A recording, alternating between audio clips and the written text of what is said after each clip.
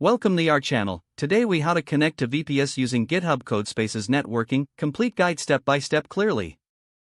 To connect to a VPS using GitHub Codespaces networking, first, ensure you have an active GitHub account and a repository set up. Open your web browser and navigate to GitHub. In your repository, click on the green code button and select Open with Codespaces. If you don't have an existing codespace, update the package manager by running the command sudo apt-get update.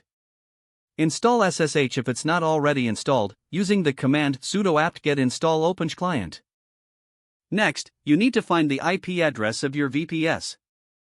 Log into your VPS using the platform's dashboard or management interface.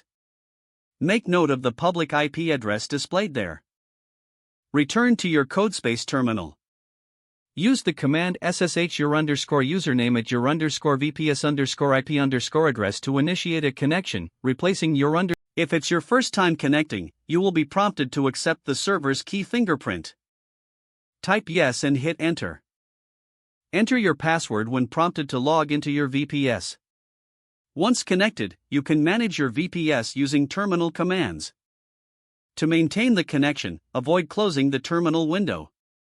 If you encounter issues, check your firewall settings on your VPS. Ensure that SSH is allowed through the firewall on your VPS provider's settings. You can also configure SSH key authentication for a more secure connection. Generate an SSH key pair in your codespace using the command sshkeygen_trsa. Follow the prompts to save the key, usually in the default location. Copy the public key content with the command cat/ssh/id_rsa.pub. Return to your VPS and open the authorized keys file by running nano/.ssh/authorized_keys. Paste your public key into this file and save it.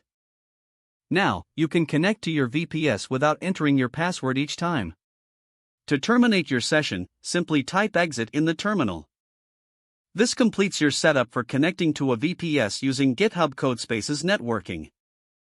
If the page does not load, refresh the browser or try again in a private or incognito window. Make sure you are using the correct email address, then retype it carefully to avoid small typos.